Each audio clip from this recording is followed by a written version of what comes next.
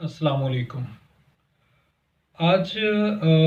एक main question है जो अमूमन हर शख्स जो है वो एक टैक्स कंसल्टेंट से पूछता है। जब वो अपने आप को फाइलर करवाने आता है तो वो अमूमन कहता है जी ये जो प्रॉपर्टी मुझे दी जा रही है ये मेरी अपनी अर्निंग नहीं, इसकी टोटल अमाउंट जो है वो मेरे फादर अदा कर रहे हैं या फिर मेरा ब्रदर अदा कर रहा है या कोई और सिबलिंग जो है वो उसकी अमाउंट जो है वो अदा कर रहा होता है। और शख्स ये जो कि फाइलर होने आता है अपने आप को रजिस्टर्ड करवाने के लिए आता है एफबीआर में। वो ये बताता है कि ये मेरी अपनी अर्निंग तो नहीं है लेकिन ये सारी पेमेंट जो है वो कोई और अदा करेगा मेरे बिहाफ पे। तो अमूमन ये होता है कि देखा जाता है कि जो पर्सन फाइलर हो रहा है क्या वो जो एसेट परचेज किया जा रहा है उसकी अर्निंग उसके मुताबिकत भी रखती है या नहीं रखती। तो ऐसी सिचुएशन में लॉ क्या कहता है हमें। एक मिस्टेक जो अमूमन की जाती है उसको ही आज हम हाईलाइट करेंगे। इनकम टैक्स ऑर्डिनेंस 2002 जो है उसका सेक्शन 39 सब सेक्शन 3 जो है वो बिल्कुल क्लियर है इस सिलसिले में कि अगर आप कैश की फॉर्म में किसी से भी, बेशक वो आपका रिलेटिव है या कोई अदर पर्सन है, आप उससे कुछ भी कैश फॉर्म में लेते हैं एज अ लोन, डिपॉजिट या गिफ्ट की फॉर्म में, तो किन सिचुएशंस में, किन कंडीशंस में ये समझा जाएगा कि ये जो रकम आप रिसीव कर रहे हैं ये आपकी अर्निंग है, आपकी इनकम है और इसे चार्जेबल टू टैक्स होना चाहिए इनकम फ्रॉम अदर सोर्सेज में, या फिर ये आपके लिए आपकी अर्निंग नहीं है और इसको ये इनएडमिजिबल है, इसे हम चार्जेबल टू टैक्स नहीं करेंगे।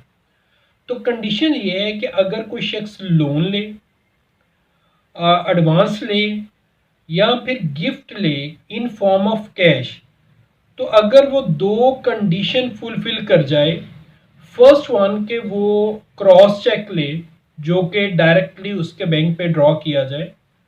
या फिर दूसरी सिचुएशन में वो ऑनलाइन बैंकिंग चैनल से पेमेंट रिसीव करे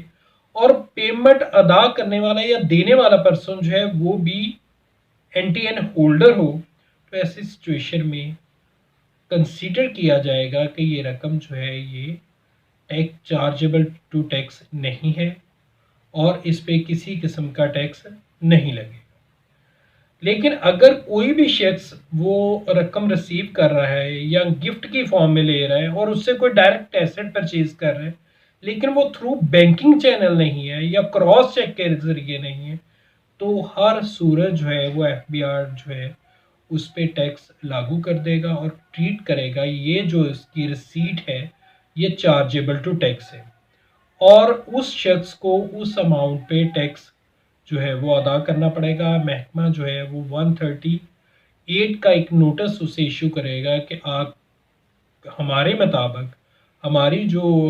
इंफॉर्मेशन हमें दी गई है उसके मुताबिक ये आपका सोर्स ऑफ अर्निंग है, ये आपने इतनी अमाउंट अर्न की है, आप पे इतना टैक्स बनता है, तो लिहाजा आप विद इन अ वीक या 15 डेज या मंथ के अंदर जो है वो ये टैक्स डिपॉजिट करवा दें।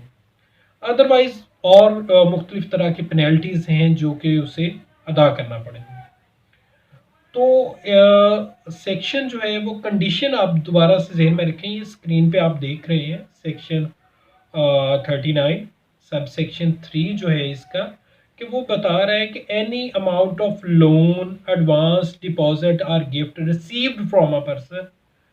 Bye another person. और यहाँ पे एक और चीज़ है कि वो बैंकिंग चैनल या फिर कोई फाइनेंशियल इंस्टीट्यूशन ना हो।